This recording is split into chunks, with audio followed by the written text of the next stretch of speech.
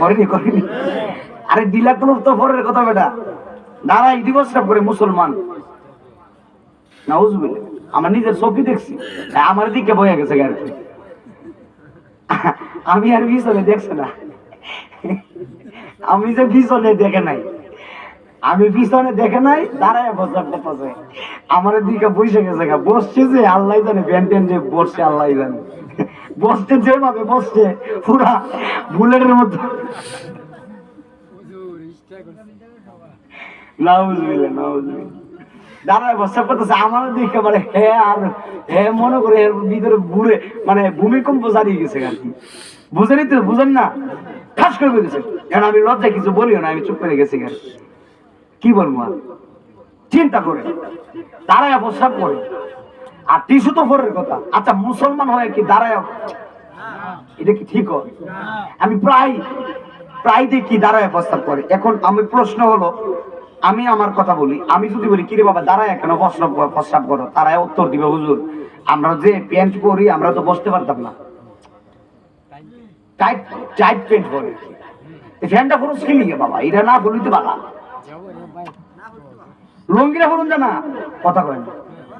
আমি যে সাতক্ষীরা ওয়াজ করছি, সাতক্ষীরা তার কাছে ওয়াজ গেছি, বাড়ি থেকে গেছি ফাইজামা পইরা, সাতক্ষীরা গিয়া হেরার মাহফিল কমিটি আমার এক বন্ধু ছিল হুজুর মানুষ, আমি কিছু তোমার লঙ্গিটা দাও,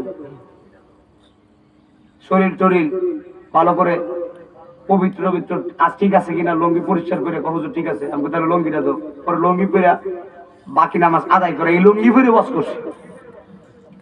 আলহামদুলিল্লাহ, সাতক্ষীরা বাড়ির কাছে না, জীবনে প্রথম গেছিলাম, 2 বার গেছি, তারপরে ওখানে তো প্রথমই, কিন্তু স্টেজে ওয়াজ করছি লঙ্গি পরে।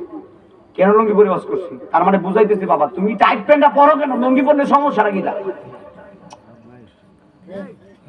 এমন ফ্যান পরতাম কি লিখা, যে এই ফ্যানে আমার দাঁড়ায় প্রস্তাব করায়, কষ্ট নিয়েন না। আমার জানি বুঝাই দেবেন যে হুজুর আমি টাইট প্যান্ট ফিনটা প্রস্তাব করতে পারি না, দাঁড়ায় প্রস্তাব করো না, টাইট প্যান্ট পরছি হুজুর, এটা কইতাম পারি না হুজুর মাফ করে দেন। আর আমি মাফ করার গীতা আমার বুঝাই দিচ্ছে, আল্লাহর গীতা বুঝাইবে, কষ্ট নিয়েন না। আমারে বুঝাই দিচ্ছেন, আল্লাহর গীতা বুঝাইবেন, এই কথাটা আমারে বুঝা লাগে। আমার জানি বুঝাই দিচ্ছেন, আমি জানি বুঝা নিলাম টাইট প্যান্ট, যে আল্লাহর কি বুঝাইবেন। আল্লাহ যদি কয় কি তুই দাঁড়ায় বসা বলি, কোন উত্তর আসেনি। আল্লাহ যদি কয় তুমি এত পানি যে খরচ করছো অযথা ভাবে, 1 গ্লাস পানি আজকে আমারে দেও তো, দিদার পারবেন নি আসলে ময়দানে, তাইলে দাঁড়ায় প্রস্তাব কইরেন না বাবা। আর আল্লাহর দোহাই লাগে ওই প্যান্ট পইরেন না যেই প্যান্ট তারা দাঁড়ায় প্রস্তাব করায়, ঠিক নেই। আর আল্লাহর দোহাই লাগে প্রস্তাব করে ডিলা কোনো টিস্যু ব্যবহার করবেন, তারপরে পানি ব্যবহার করবেন, পাক পবিত্র হবেন। পাক পবিত্র থাকা ইমানের অঙ্গ। আলহামদুলিল্লাহ, মহিলা মা বোন যারা আছেন আপনারাও পাক পবিত্র থাকতে হবে, যেহেতু আমরা নামাজ পড়ি মুসলমান, ঠিক না বেটি? পাক পবিত্র সবসময় থাকতে হবে, কারণ কখন আজরাইল রূহটা নিয়ে যায় জানি না। নাফাক অবস্থা নিলে উপায় আছে নি বাবা? কথা কয় না, উপায় আছে? তাহলে কিসের তো দুনিয়ার পরে আমি যে এইভাবে নাফাক ভাবে চলতেছি, আমি যদি প্রস্রাব করে ঢিলা ক্লোভটাই না ব্যবহার করি, আমি তো নাপাক। তাই নাফাক অবস্থায় যদি আজরাইল রূহটা নেই, আমার উপায়টা কি হবে? এই জন্য সদা সর্বদা পাক পবিত্র হওয়া লাগবে। পাক পবিত্র থাকবেন, উজু অবস্থায় থাকেন না থাকেন, অনেকে উজু করে অসুবিধা না, তবে শরীরটা যেন পাক থাকে। উজু তো ভিন্ন হিসাব, আগে পাক পবিত্র পরে উজু, এরপরে নামাজ।